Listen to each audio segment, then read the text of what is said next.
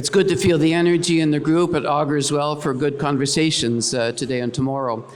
We're starting a little bit late, but cushions have been built into the timetable. So we shouldn't be, I don't mean cushions for sitting on, I mean time cushions. So our time is a little bit elastic. We shouldn't have any problem. By way of welcome, I'd first like to mention the people who are at the podium. First of all is Bishop William Grattan, the Bishop of Calgary and former president of the Canadian Conference of Catholic Bishops, or the Canadian Catholic Conference of Bishops. And he's a very strong supporter not only of magisterium, but of the implementation of AI in all the works of his diocese. So welcome, it's good to have you here. And beside him on his right is Monsignor Lucio Adrian Ruiz. He's the head of the Dicastery for Communications, so he can communicate with you in the language of your choice.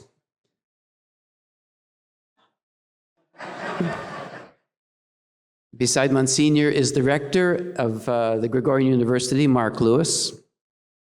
And then there's this guy here, he snuck in. I'm not sure if you've heard of this Matthew Sanders guy, but he's here too.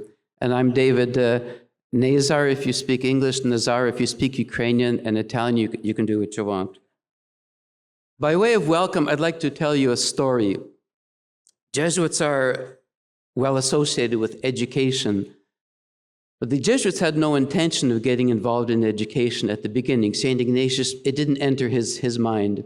The whole thing was touching people's lives, saving souls was a phrase that he had. In any camp and in any way and all around the world. And he imagined working in Africa and in the Middle East and everywhere. And that was his preoccupation. In the 1540s, the Jesuits were asked to run a school in Goa, India, and another one in Spain. And basically the Jesuits said, okay. And something happened with the experience of running a couple of schools. They saw that this was an excellent opportunity for touching people's lives, for moral values, for introduction to the humanities. After the Renaissance, Greek and Latin classics had become very important and popular. Paintings, you see this. So the virtues that these traditions spoke of was very important, plus the evangelization, plus the building up in the faith. And then came the school that this is the descendant of, the Roman College in 1551. It was called the Roman College initially, and now it's the Gregorian University. And something began to happen in the imagination of the Jesuits. And I want to say this because it involves technology. The Jesuits could see that education was an extraordinary field, extraordinary opportunity to touch the hearts and minds of people. And they only wanted to run a school not for the nobility. They asked the nobility to pay for it, but to include a broad selection of people. So initially it was the nobility and the middle class, and eventually it included the poor. And the nobility paid for it all.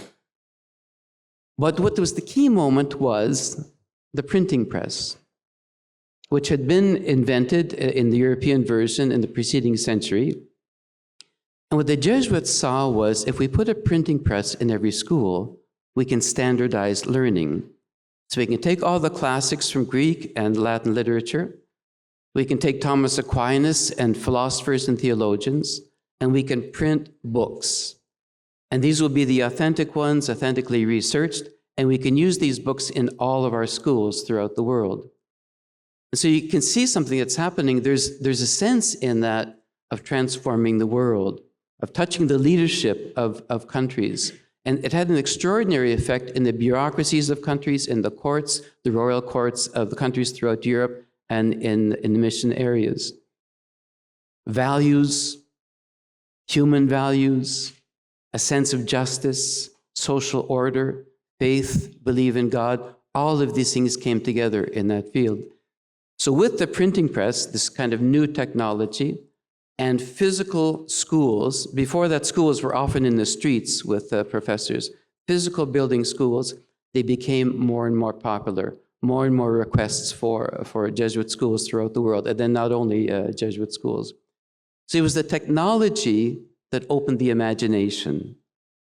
It was the technology that allowed for an extraordinary work to develop. So now in the world, I think there's almost 2,000 Jesuit universities. I have no idea how many schools there are in the world. Mark Lewis's expertise is in the history of Jesuit education.